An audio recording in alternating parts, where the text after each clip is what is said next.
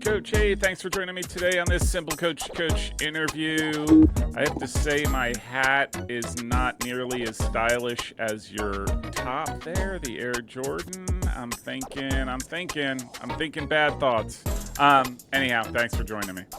Yeah, thanks so much for having me on again, and always enjoy being on the show. And yeah, we're a Nike school, but also can wear Jordan, and so the staff has quite a bit of Jordan stuff. But unfortunately for the lads right now, they don't have as much. But yeah, that maybe down the line, us and PSG, right, will be the only two, Yeah. two That's soccer it. That's teams very true. rocking Yeah. Jordan. Um, do you get like the classy Air Jordans from back in the day as well as part of the staff? Everybody looking stylish? It's funny. It's funny you mentioned that. So we do quite a few staff shoes. That's like my one thing that I love spending money on. So our newest one is staff Air Force Ones. I'm trying to convince my assistant Nick Kalo that we can do Jordans. He said they're a basketball shoe and we can't. But I do love like an Air Max or an Air Force One on the Uh, sidelines for sure. oh, nice. All right. This is not a fashion channel. No, no. Yeah. Although you're giving me Although I was ideas. going to say the hat is Yeah, fantastic. yeah. It's one of my favorites. Um, all right. Well, hey, why don't we just start with tell me how you think your season went? Yeah, so 8-6-4, reached the Liberty League final for the second time in 3 seasons, and I couldn't be prouder of our guys in terms of getting to another final and really showcasing what our program's all about. The thing I would say I'm most proud about in our season is that we were just relentless. We never let a single result define our season. With 3 games to go in the league, we're looking at Vassar away, RIT away, and RPI at home. In a scenario where you could literally win the league or not get in the playoffs had you lost all 3.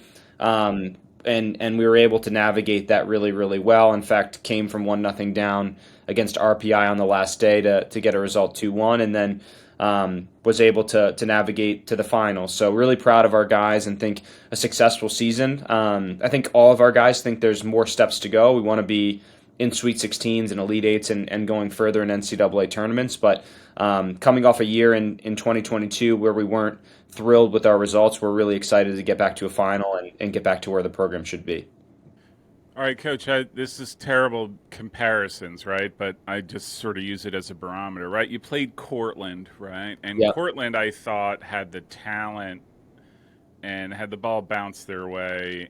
sure. I think they could have been national champions. I thought they were that good. And Yeah, I'm just absolutely. wondering, um, do you, like, what's the gap there in your mind? Yeah, I mean, the gap's certainly not what the score showed. Yeah. They did score 3 goals from 35 yards in that game, so hats off to them. Just rocket ships that Yeah. I don't know that anyone's saving. So Yeah. kind of an odd game in that sense, but I Hmm. think it's close. I think it's a lot closer than you think. I actually think every team in Division 3 is pretty close. Like the parity is incredible. Yeah.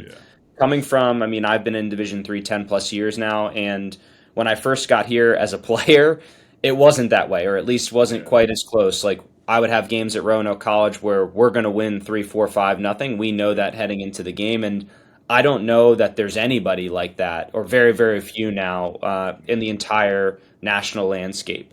Yeah. In terms of Cortland, they've been very good, and Steve Yeah. does an incredible job over there. It's our biggest rival, so it's one that we certainly want to win.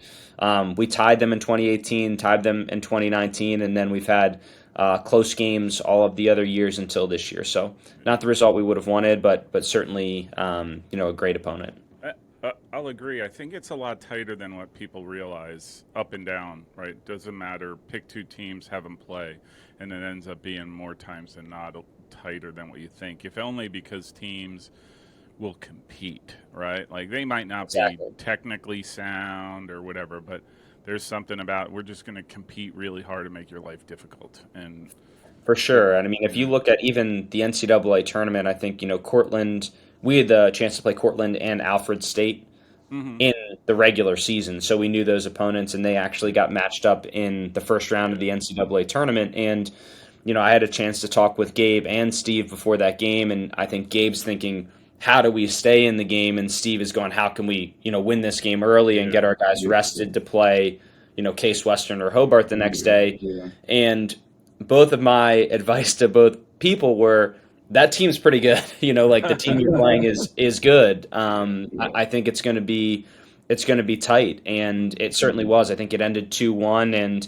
Alfred State had a chance late in the game to get back into it and to tie it up. So even as far as and you probably wouldn't think those two opponents are ultra close, but just in the way that Division III is right now, everything is just super tight. And I think competition level, and then the preparation of coaches is also outstanding now. Where yeah, you might have better players, but good luck breaking down this block of 11, 35 yards from goal. Yeah. That's why I said I think, and that's a good point on the coaching side. I do think coaches are much more aware of what their strengths and their weaknesses are, and they're always going to, hey, let's make our strongest suit defense on the defensive side, especially if we're not as strong of a team, and just have other teams try to break us down, right? And I think that's a starting point for a lot of teams, and makes it really, really a lot tighter. Hey, I got to ask, how did my boy Colin Adams do for you? Unbelievable. I know it's just one player, and I'm not No, just personally. Yeah, fair to ask. He was, and I mean this is no disrespect to the other players on our team. He was our best freshman. He was our best first-year player. He started almost every single game for us, sometimes as part of a back three, sometimes as part of a back four. Had an incredibly important assist for us in our quarterfinal win against Vassar. We were down 1-0 in the first half, and he had an assist to get us tied up in that game.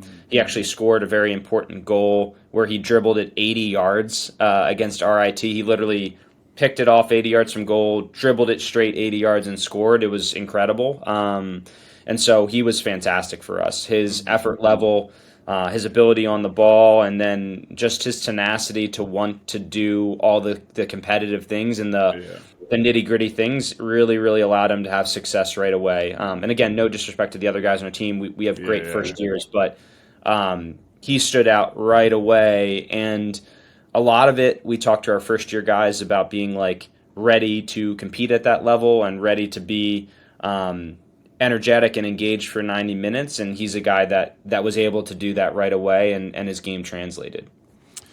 I take responsibility for all of those great attributes that he brought to you. I was going to say, I assumed it was you, Coach. Yeah, just because I know him and through osmosis, right? Like it just happened. Yeah, no, for sure. I'm super happy, and I'm not surprised, right? Like you said, there's a grittiness and a level of work outside of the technical and tactical parts of it that very few players can match, and it's innate to his game, which is interesting. You're not forcing him to do things he does.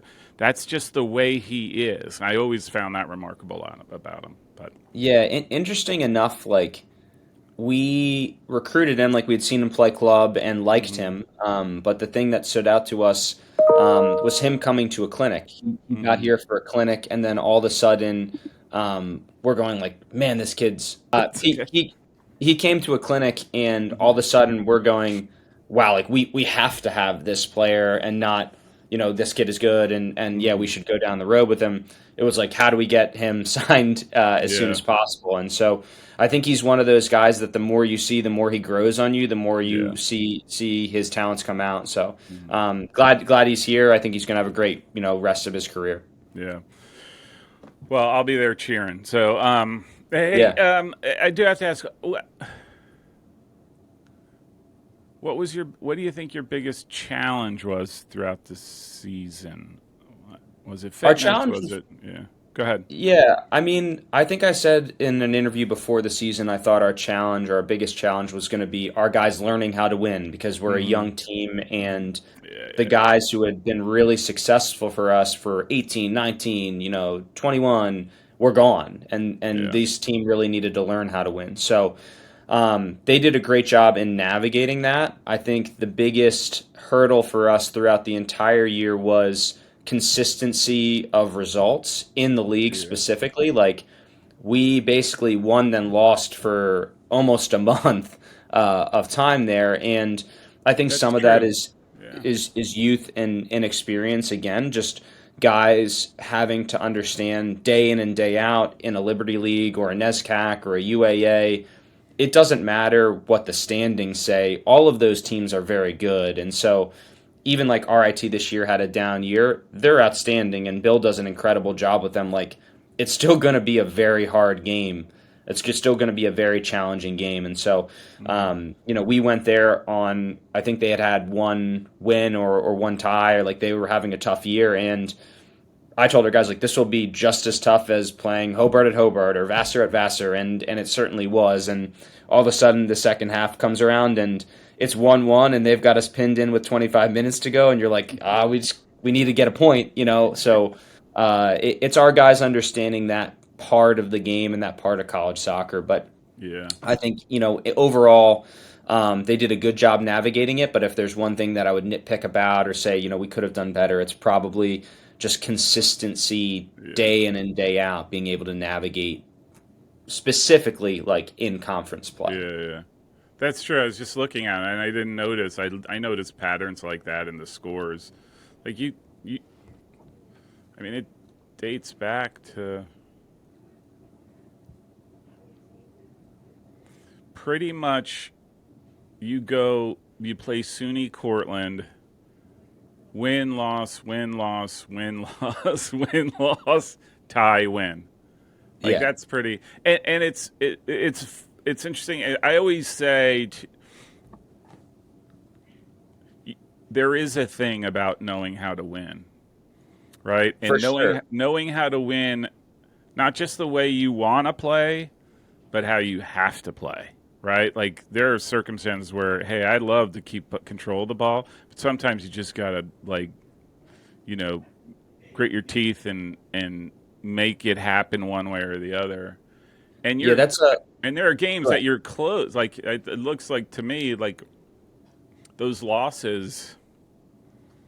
I didn't watch all of them, but right, like is that the thing? Right, was that the thing you were missing? That grit or that Sure, determination? sure. I don't know if it's always grit or just guys learning how to see games out. Like we were 1-0 up at Vassar Yeah. with 10 minutes to go, and Yeah, yeah, yeah, they score off a set piece. All of a yeah. sudden, it's 1-1. Then Yeah. a kid scores probably the best goal I've ever seen live in my life. The ball came out to him. He juggled it up to his thigh, thied it I in the air, saw and that. smacked it in.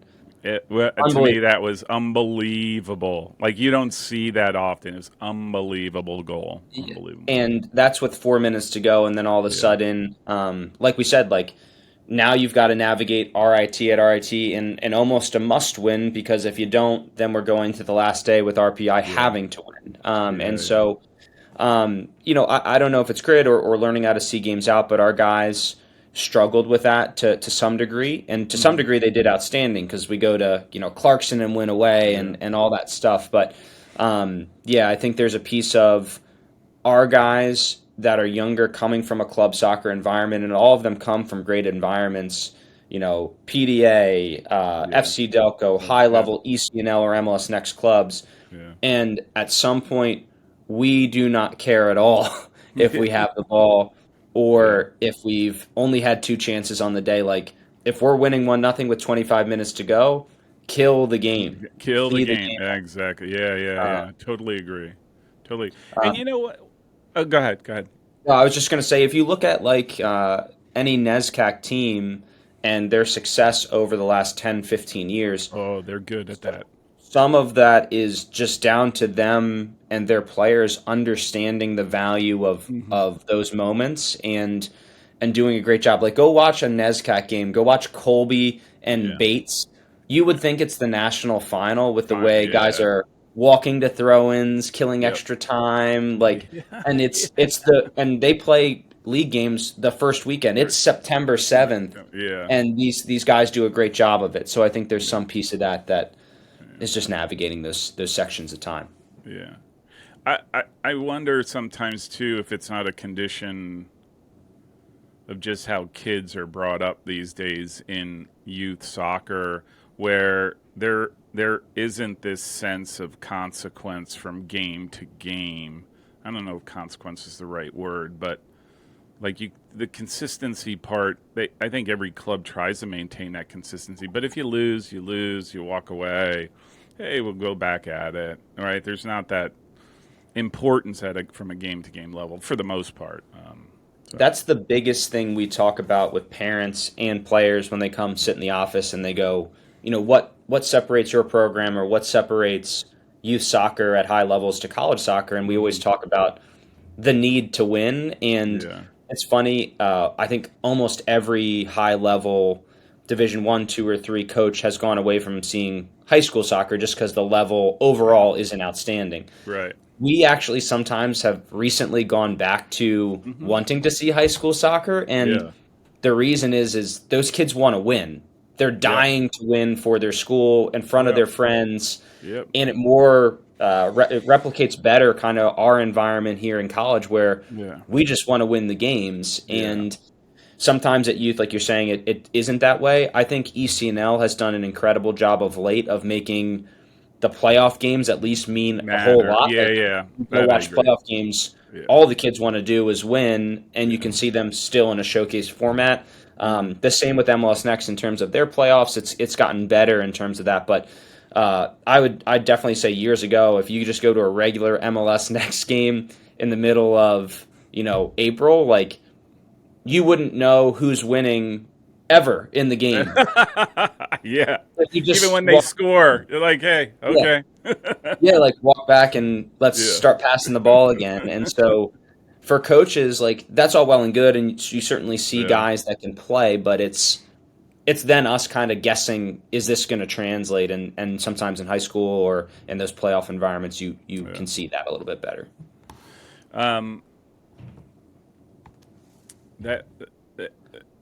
That's interesting. It's an interesting conversation to have, right? It's just sort of the youth soccer. And I am a huge, huge proponent of high school soccer. Like I'm a huge, I think there's intent. It has nothing to do with the game, and it has everything to do with those intangibles that are so hard to capture. That's why I'm such a big fan of it, right? And like you said, you go to some games and you're like, you don't know who's winning in a club game. Like you don't know who's winning, and you don't know. I don't want to say there's no enthusiasm, but it's almost like, okay, let's play. And on a Saturday morning, it's cold, and they're like, okay, let's get this over with. And in a high school game, right, the girlfriend, boyfriend is up in the stands. For sure. Right? They got 20 of their buddies screaming and yelling their name, stupid signs.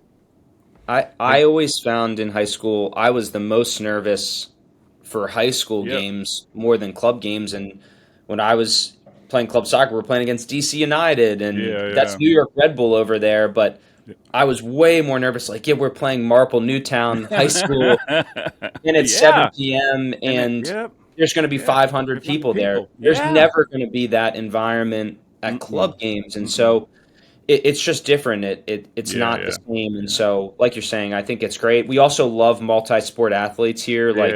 If guys play basketball and they play soccer, no problem. If they play baseball and they play soccer, no problem. And some of those skills translate, and you can really see them come out in the games. I totally agree. I'm with you on that. All right, best game. It's hard to say. There's probably 2 or 3 that come to mind in terms of performance, and then there's results that just mattered a heck of a lot. So performance-wise, our best game was St. Lawrence. We won 1-0 at home early on in the year. They didn't register a shot in the second half, and St. Lawrence is an unbelievable program. Yeah. Coach Toshik does an incredible job. And we had a really, really good plan. We prepared really, really well. We pressed them really well in that game. And for a team like that not to register a shot and a half is really outstanding, and we applauded our guys for their defensive effort. It was a game that we said we do want to have the ball, and if we have the ball, great, but we will win the game based off of defensive Yeah. effort, winning tackles, winning second balls, getting stuck in, and they did every piece of that for 90 minutes, and we got a great result.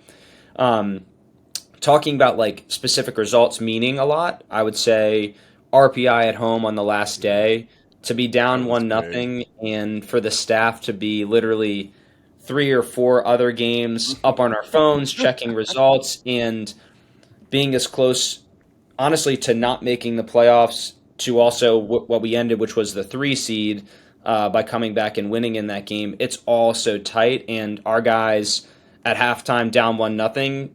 Our captains and leaders in the team told me like, we're winning this game, and I was like, okay, go do it, and Yeah. they did. They got two really important goals.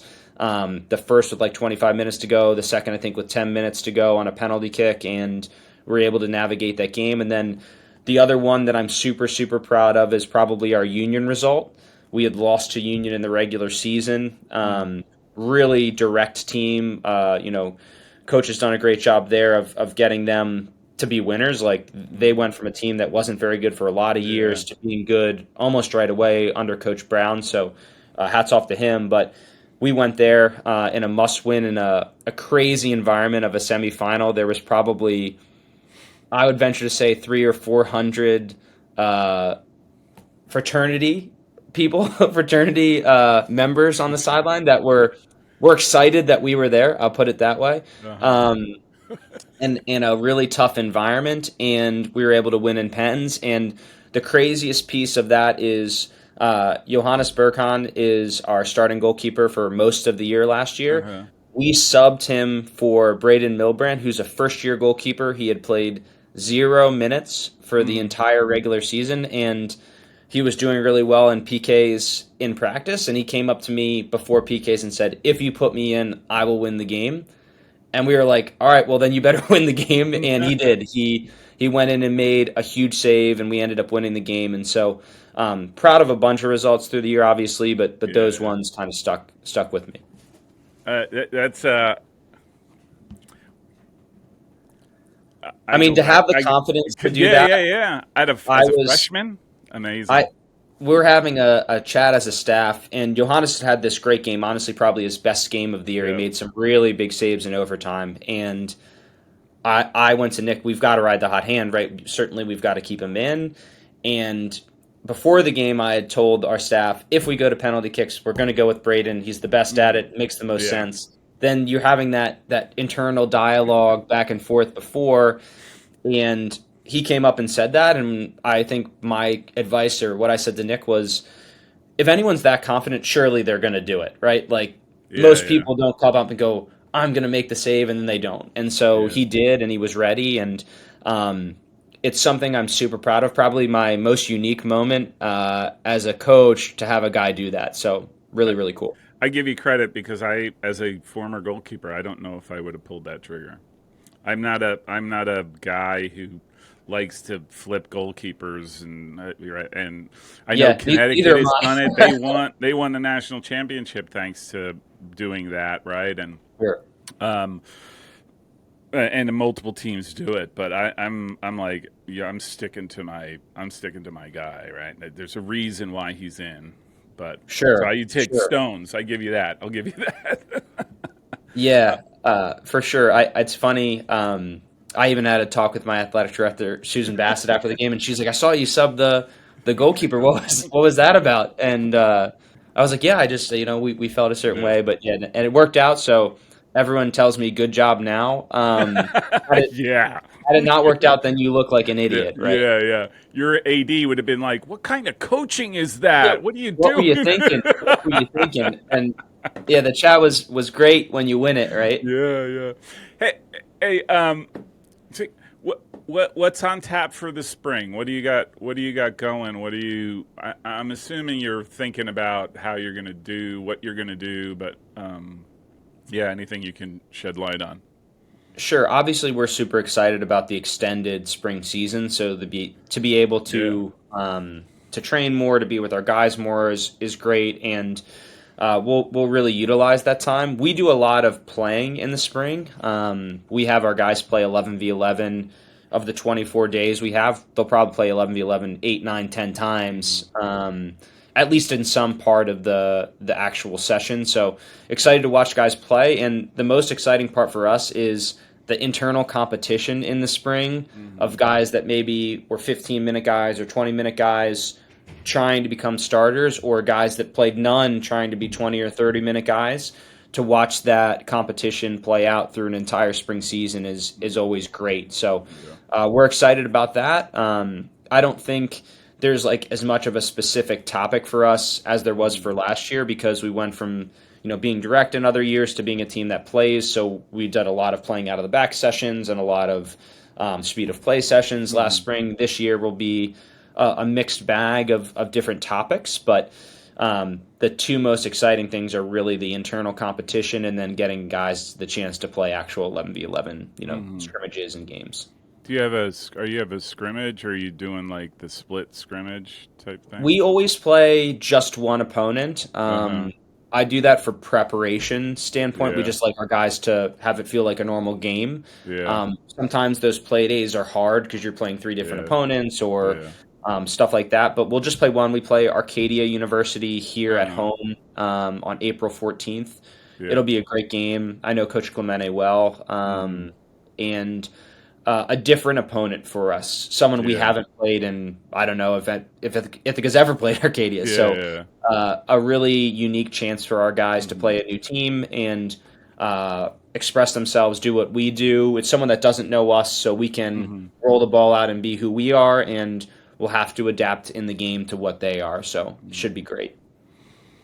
And now looking out to the fall, I got a couple questions, but looking out to the Sure. fall, what is your thinking there? Like, what are you? I mean, are you looking for that consistency now, like between games and being able to manage through? I'll just say a season where the Sure. individual games have consequences. Yeah, I think our schedule is very tough for next year. It's no different than the past 3 or 4 years where we've tried to make a schedule that's super challenging. We'll play Cortland, we'll play Mm-hmm. Hamilton, we'll play a really unique set of teams in the opening start of the season with Mm-hmm. Eastern and Wilkes Oh and wow. Misericordia and some teams that Mm-hmm. are new to our schedule and different, and then also do well within their own specific conference. So we're Mm-hmm. excited about the schedule. We're looking specifically for our guys to be able to, take a jump and be around a 32, a round of, Mm-hmm. 16, a Sweet 16 team.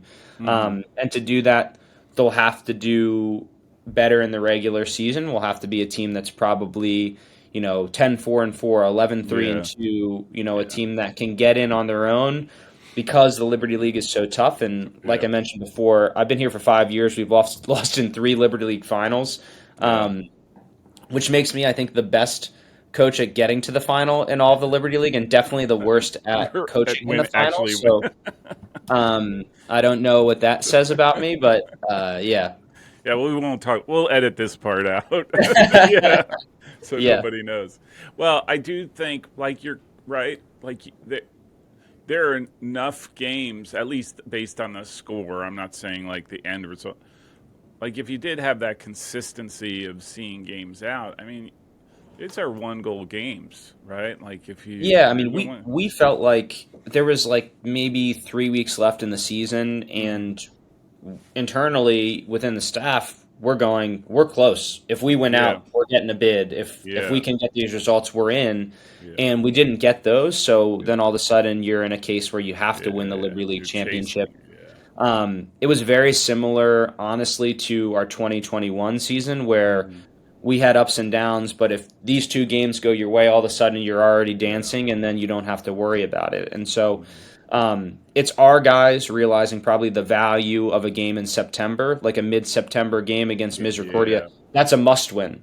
You Yeah. have to Yeah. win You that. You have to play win that. Wilkes in the second game, you Yeah. have to win that. Yeah. And Yep. again, for a young team that we had, our captains understood it. Some of our older guys understood it. But to get first-year players that started for us or played for Yeah. us, or even second-year guys to understand this very unique game, this specific Yep. game means the world to us is Yeah, sometimes yeah, hard to translate. yeah, yeah. Yeah, that's a good point. You're right. Like there are you chalk it up. This is a if we are getting away this game. These are the games that are must have. We have to come out on top when come hell or high water. I think especially conference, right? Once you go into conference, unless you're playing like Ohio Northern, who just that strength of schedule is so massive that even losses are hey, you still get that's not a bad thing because you're playing against the number 2 in the country and they're doing that Sure. for 6 games. That's a different scenario, but I think you're right. If you want to expand your opportunity and not have to rely on winning the conference, you do have to take the must-win games, regardless of what they are, right? Like, Yeah, I mean, like we got a bid in 2019, and that year we beat NYU and Messiah to open the season. So all of oh a yeah, sudden, you're good. mm-hmm, You've got yeah, a lot of backing and two yeah, massive wins behind you. And yeah, so since then, since that season, we haven't had those marquee wins. We haven't been yeah, able to go, yeah, we've got this behind us. And so in 19, like we finished fifth in the regular season in the yeah, Liberty League and got a bid. So it's not all the conference. It has to do with yeah, obviously your entire body of work. yeah, And um, yeah, those games mean a lot. yeah. All right, so I got to ask, because I got such a great player onto your roster. Sure, sure. And Colin, yeah. Do you have anybody Yeah. else for us? We'll take the Well, next that's what I step. was going to ask. What does your recruiting class look like? And who is the next great freshman? Yeah, we're excited about our group. We have 5 commits right now. That'll Mm-hmm. probably grow over the next month to 6 weeks to 8 or 9. Mm-hmm. Our goal is normally just 6 to 8 players per year and having a smaller roster of around Mm-hmm. 28 to 30, including 4 goalkeepers. So Mm-hmm. we don't bring guys in that we don't think can start. That's really what we've said the last 3 or 4 years is we're not going to bring a guy in just to be on the team. They have to be able to play right Yeah. away. That's not to say that they will, but they have to have that ability. Yeah. But we have 5 coming in. The 2 or 3 right now that we're like super, super excited about, and that's again no disrespect to the other guys in the group, would probably Yeah. be Braden Delgado is a guy from FC Delco. He's a smaller outside midfielder, really unique skill set going 1v1, Mm-hmm. which is something that we haven't always had from our wingers. So a guy that can make guys miss on his own. He doesn't need to get played in behind. He can do it on his own a little bit. He finds gaps really, really well. The other player is Emmett Enriquez, which is another outside midfielder from Colorado that's coming Wow. in that we're Yeah. super pumped about. He again is a guy that can make stuff happen on his own, and at the Division 3 level, that's pretty unique. Yeah. There's a lot of keep ball players, a lot of possession players, but Mm-hmm. not a ton of guys that can make you miss if the ball is just rolled into them. Yeah. And those Yeah. guys have that ability. So Mm-hmm. those two, but we have again a fantastic group. Kyle Shrednowski is also in that group, and we're super pumped about them. But Mm-hmm. I think the entire group as a whole will come into a team that's already pretty talented. So we'll see Mm-hmm. what actually happens because honestly, we guess all the time of this player or this player is going to translate, and then Yeah. sometimes They don't. it's Yeah. not that. Yeah. Yeah. You don't have like grad school at Ithaca, do you? Like, because I'm just looking at the seniors you're graduating, and I'm like, oh, do they have that extra year, or is that not something you guys do? We do have some graduate stuff that people do at the Uh huh. school. I wouldn't say it's a massive Yeah. school for that. Generally, our students are coming, spending 4 years And out. in, Yeah. and they're gone from there. But there is like ways you can do it. Mm-hmm. We've had a couple of 5th year players. Mm-hmm. This year, senior class was the last one that obviously got that Yeah. COVID year that was able to utilize it. A lot of our guys had already played multiple years after COVID and didn't feel that like intense need to Yeah. do Yeah. it. Yeah. Yeah. Where the guys in years past it was so fresh. They just Yeah. lost their Yeah. season. Yeah. And then at Ithaca College, and I would assume this is the same as any, elite private liberal arts college, our guys are going to go make 80, 90, $100,000, and it's really hard to convince a Yeah. 22-year-old or a Yeah. 21-year-old. I know you've got this $100,000 job in Manhattan, but you'd be better off living off campus and like playing Yeah, one more year for yeah, us. yeah. Yeah, that's very true. I was just curious because it is that tail end of that COVID thing, and it's true. I think, if your senior year was a wash, or your junior year, yeah, I could see like I want another year, but these are guys who've gone through a cycle and have had 2 seasons and might be at that point where the siren song of Wall Street or whatever is calling them, and or For whatever sure. jobs they're going to do. So, It's it's pretty cool. I don't know if this is a credit to us on who we're recruiting or a credit to Ithaca College on the students and student yeah. athletes that they just want to come here to do this. But like Mhm. our guys are talking about real estate investment at practice. Like, and they've started a real estate club and they're going to Manhattan to meet with Uh-huh. different people to be investors. And Mm. we have a student athlete, Brendan Labish, here that started his own small business and grew it to the point where he bought himself a Tesla in cash as a sophomore here. Like, there's really, really good student athletes, and you Yeah. get the positives and negatives of that. Mm. Obviously, it's amazing for me to coach them and to be Yeah. around them, but then there's the side of it where like they have other interests and they have Yeah. other things Yeah. that Yeah. drive them, outside of Yeah. soccer. Yeah. Yeah. You know what? But that's why they go to Ithaca, right? Sure, Like that's, sure, you know right. what I mean? Like, Exactly. hey, I can explore all my interests, and that's the way I was. I 100%. had 50 And different and things we in my head at one time, right? yeah, we promoted. I would say that Brendan's the only student athlete ever that's come into my office and said, "Coach, I'm so tired." And when I said, "Hey, why are you so tired?" He said, "Well, I'm on the phone with China at 4 a.m. to make sure that they're shipping over the contents of he does custom cell phone cases, so he's like, Uh-huh. they got to get me my cases, and this manufacturer's not doing his job." And Oh I'm my like, what, goodness. we do play RPI today, so just like take a nap or get used to or get ready. Yeah. Yeah, you're trying to like up the priority of the game coming up, and Sure, he's hit somewhere sure. else. That's awesome. Um, all right, Coach. Hey, as always, this was fantastic connecting, and do appreciate your thoughts on the game this past season. I'm actually planning a trip through your neck of the woods, and I actually think I have to go to Ithaca. So if I do, I'm knocking on that. I'm either knocking on that door, or I'm not. I'm just looking to see if it was warm in your office and you took off that Air Jordan top. Yeah, And I'm giving you a heads up on that. I'm gonna lock my office for the coming months. Yeah. But anyhow, do appreciate it. We'll do this again before the season or some point, just to get Sure, your thoughts in the knee deep in it. All right. absolutely. Thanks for All right. having me. Yep. Thanks, Coach. See ya.